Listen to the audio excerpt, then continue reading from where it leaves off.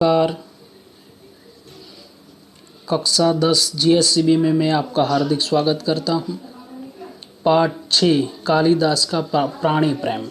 एक उनका साहित्य प्रकार है नाट्यांश और उसके लेखक है मोहन राकेश। तो वह हमें इस पाठ में क्या पढ़ना है उसकी थोड़ी सी झलक मैं आपके सामने रख देता हूं। कालिदास का प्राणी प्रेम लेखक मोहन राकेश के प्रसिद्ध नाटक आषाढ़ का एक दिन का एक छोटा सा अंश है। इस भाग में बाण से आहत यानी घायल हिरण के बच्चे की सेवा शुश्रूषा और उसके प्राणी की रक्षा के रूप में कवि कालिदास की गहरी संवेदना और वन्य प्राणियों के प्रति उनका प्रगाढ़ प्रेम व्यक्त हुआ है। तो वहाँ पर इस नाट्यांश में आपको क्या पढ़ना है वो मैंने आपको समझा दिया। फिर इस पाठ के रिलेटिव कुछ प्रश्न पूछे जाते हैं लेखक के रिलेटिव। कालिदास का प्राणी प्रेम पाठ के लेखक का नाम बताइए। उत्तर है मोहन राकेश। प्रश्न 2 कालिदास का प्राणी प्रेम पाठ का साहित्य प्रकार बताइए। नाट्यांश। कालिदास का प्राणी प्रेम पाठ कौन से नाटक से लिया गया है। उत्तर है आषाढ़ का एक दिन। मोहन राकेश का जन्म कहाँ पर हुआ था। उत्तर है पंजाब के अमृतसर। मोहन राकेश का असली नाम क्या था। तो मदन मोहन गुगलानी। और 6वां प्रश्न मोहन राकेश का नाम किसने रखा था। तो उनकी दादी ने। तो ये हो गए महाकवि कालिदास के पाठ लिखने वाले मोहन राकेश का परिचय। अभी हम करवाएंगे इस पाठ के जो पात्र हैं उनका थोड़ा परिचय करवा देते हैं। कालिदास जो है वो संस्कृत के महान कवि है और उनकी पत्नी का नाम है मल्लिका और मल्लिका की माँ का नाम है अंबिका। और एक प्राणी है हरिण शावक यानी कि हिरण का मुर्ग का छोटा बच्चा है। दंतुलो युजनी का एक राजपुरुष है। ओके, तो ये हो गया पात्र परिचय। अब हम आपके सामने रखते हैं शब्द के अर्थ। लेकिन पहले एक सूचना दे दूं कि ये जो शब्द के अर्थ वीडियो को स्टॉप करके आप लिखना। हरिण शावक यानी हिरण का बच्चा, लहू यानी खून, आहत यानी घायल, आस्तरण यानी बिछोना या बिस्तर, वनस्थली यानी वन की भूमि, घृत यानी घी, आकृतियाँ यानी शक्ल और वक्ष यानी छाती। ओके, फिर भाजन यानी बर्तन, वाटाना यानी आग पर रखकर दूध को गर्म करना, अनिष्ट यानी बुरा, रोमांच यानी आनंद से रोए खड़े हो जाना, उडेलना यानी डालना, कुलांच यानी छलांग, रुष्ट यानी नाराज, अनुमान यानी अंदाज या आभास, अपवाद यानी निंदा, ड्यूटी यानी द्वार या देहली, रक्त या खून, अनुसरण यानी पीछे पीछे चलना, व्यंग्यात्मक यानी चिढ़ाने के अंदाज वाली हंसी, ललाट यानी मस्तक या सिर, सामुद्रिक यानी ज्योतिष विद्या। ओके, ये शब्द के अर्थ। फिर लांछन यानी दोष या कलंक, आखेट यानी शिकार, सजाते यानी एक ही जाति वाला, तल्य यानी छैया, हठ यानी जिद, संवेदना यानी कि दूसरों के दुख को समझने की शक्ति, निशस्त्र यानी शस्त्र के बिना, खेद यानी दुख, पार्वतीय भूमि यानी पर्वत की भूमि। तो भाई मैंने अभी ये समझा दिए शब्द के अर्थ। अब हम समझेंगे भाई ये इस पाठ को। तो चलो भाई, पहला पॉइंट है घायल हरिण शावक यानी कि एक बाण से घायल हिरण का एक बच्चा कुलांच भरता हुआ कालिदास की गोद में समा गया था। यानी कि भाई छलांगे लगाता हुआ एक घायल बच्चा सीधा कालिदास की गोद में आके गिरता है, गोद में समा गया। उसके शरीर में खून टपक रहा था और कवि ने उसे बाहों में भर लेते हैं और उसे लेकर चल पड़ते हैं। यानी कि वो जंगल में थे और जंगल से घर की ओर जाते हैं और उनको भाई हरिण शावक को कालिदास किस तरह सांत्वना देते हैं। तो दूसरा पॉइंट है हरिण शावक को सांत्वना। कवि रास्ते में हरिण शावक को सांत्वना देते हुए उससे बातें करते हैं।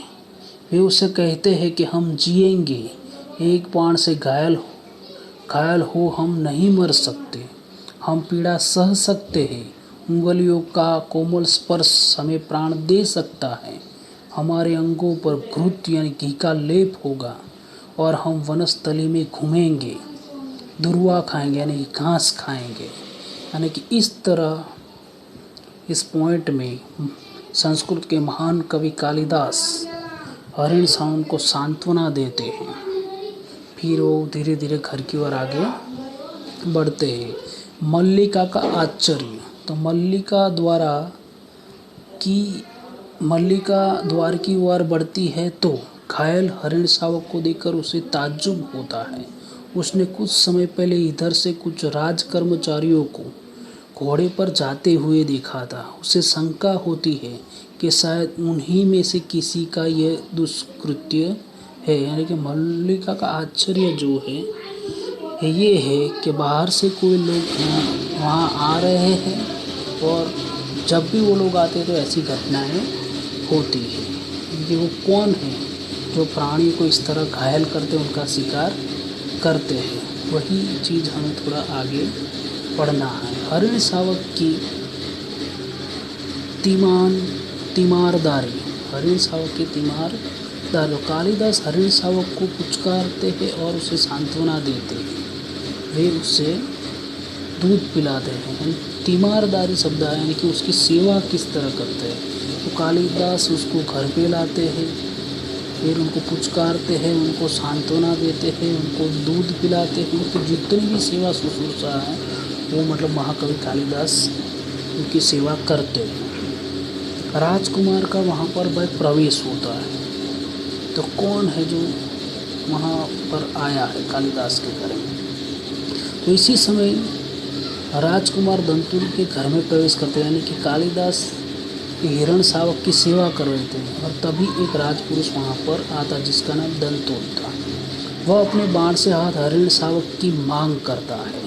कालिदास उससे कहते हैं कि इस प्रदेश में हिरण का आखिर यानी कि शिकार नहीं होता।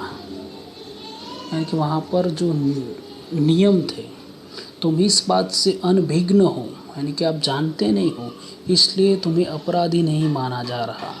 यह कुछ कम नहीं है। दंतुल कालिदास को राजपुरुष के अधिकार का भय दिखाता है। कालिदास उससे कहते हैं कि यह हरिण शावक पार्वतीय भूमि की संपत्ति है, यानी कि पर्वत भूमि की संपत्ति है। वे हिरण शावक को लेकर जाने लगते हैं। राजपुरुष अपनी तलवार की मुठ पर हाथ रखकर उनके पीछे जाना चाहता है। यानी कि भाई एक राजपुरुष, उज्जैनी का एक राजपुरुष, उसने शिकार किया था, वो जिद करता है, लेकिन उनकी जिद के सामने, उनकी धमकी के सामने कालिदास पर कोई असर होता नहीं है। फिर मल्लिका दंतुल को तर्क देती है। मल्लिका राजपुरुष को रोककर उसे समझाती है कि वह घायल हरिण शावक के लिए हठ न करे। यह हरिण शावक उसके लिए अधिकार का प्रश्न है तो कालिदास के लिए संवेदना का प्रश्न है। यानी कि दूसरे के दुख से दुखी होना, उसको संवेदना कहा जाता है। कालिदास निशस्त्र होते हुए भी तुम्हारे शस्त्र की चिंता नहीं करेंगे। यानी कि तुम जो कुछ भी करो, तीर चलाओ या कुछ भी करो, लेकिन कालिदास मानने वाले नहीं हैं। तो राजपुरुष के रुख में परिवर्तन, यानी कि उनके स्वभाव में परिवर्तन आता है। तो इसका कारण क्या है। तो मल्लिका के मुंह से कालिदास नाम सुनकर राजपुरुष दंतुल सन्न रह जाता है।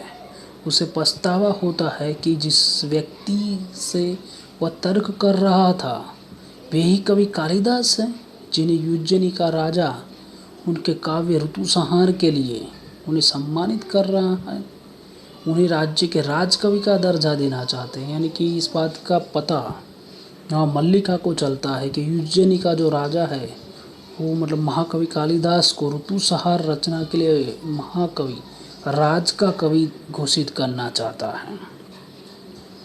ओके।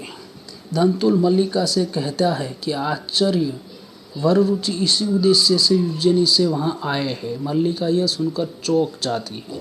यानी वर रुचि एक गुरु है जो वहाँ पर उनको आमंत्रण देने के लिए आने वाले हैं। राजपुरुष दंतुल कवि कालिदास के साथ अशिष्टता का व्यवहार करने के लिए खेद व्यक्त करता है, दुख व्यक्त करता है और कहता है कि उसे उनसे क्षमा मांगनी चाहिए। तो मेरे प्यारे विद्यार्थी मित्रों, इस पाठ में कालिदास का जो प्राणी प्रेम व्यक्त हुआ है, इसलिए पाठ का नाम रखा है कालिदास का प्राणी प्रेम।